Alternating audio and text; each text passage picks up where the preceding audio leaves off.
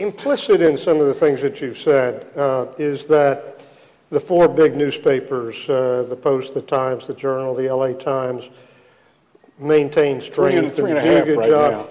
Implicit is that maybe you think that the regional newspapers like ours in Houston and Dallas and Louisville or Charlotte or Des Moines and so on, that they're not quite doing the job today that they once did. Is that what I hear you saying?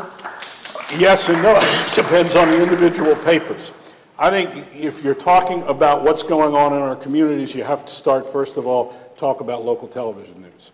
It is a disgrace in every market in America. And it is formulaic.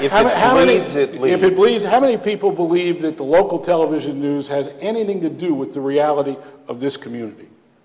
I've asked this question 100 times. I've never had anybody raise their hand. One, maybe we've had 10 people by now. Yeah. So you start from that, because the truth is very much of what people in this community know about this community, they get from their local news, not just from your terrific newspaper.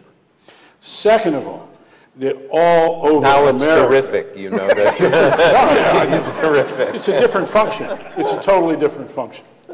And in fact, local newspapers like yours have the opportunity now to be great newspapers like they never were, because you get the New York Times News Service. You don't have to put the money into international coverage, national coverage. A lot of it is there, the best of it that you can cherry pick and put in there. But what I find going around the country is how many terrific young journalists there are at local papers. And in some communities, there, and this is one of them, you have a local paper that really is a good newspaper.